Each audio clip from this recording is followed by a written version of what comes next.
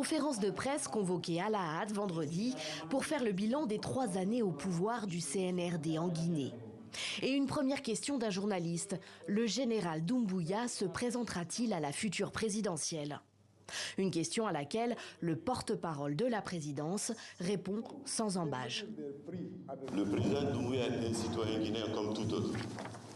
Et il n'y a aucune interdiction pour le président Doumbouya de se prêter à la candidature pour gouverner le pays.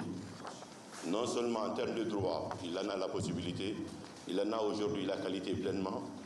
Le général Camara et Ousmane Gawal Diallo, porte-parole du gouvernement également présents, se disent donc favorables à une candidature de celui qui dirige la Guinée depuis 3 ans maintenant. Le 5 septembre 2021, Mamadi Doumbouya mène le coup d'État qui fait tomber le président Alpha Condé. Rapidement, une charte de la transition est établie. Et elle impose qu'aucun membre des organes de transition ne pourra se présenter à aucune élection. Lors de sa prestation de serment en tant que président de transition, Mamadi Doumbouya enfonce le clou.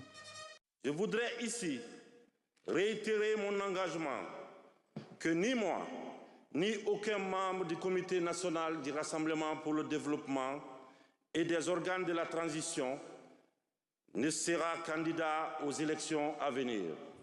Un engagement qu'il a à plusieurs reprises réitéré publiquement depuis.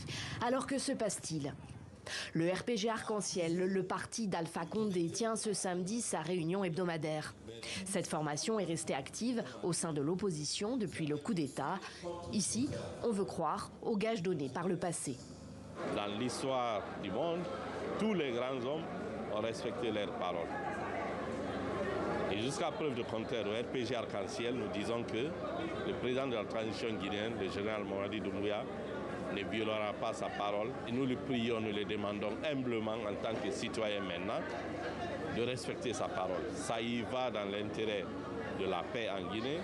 Ce représentant de la société civile ne se dit, lui, pas surpris par la tournure que prennent les choses. Il décrit un président de transition qui a pris goût au pouvoir et appelle à la résistance du peuple, mais pas seulement. Il faut nécessairement une large coalition de toutes ces entités pour aujourd'hui se dresser et rappeler le général Doumbouya à ses engagements. Il a pris des engagements clairs et nets vis-à-vis du peuple de Guinée, vis-à-vis de la communauté internationale. Il faut le pousser à respecter cela.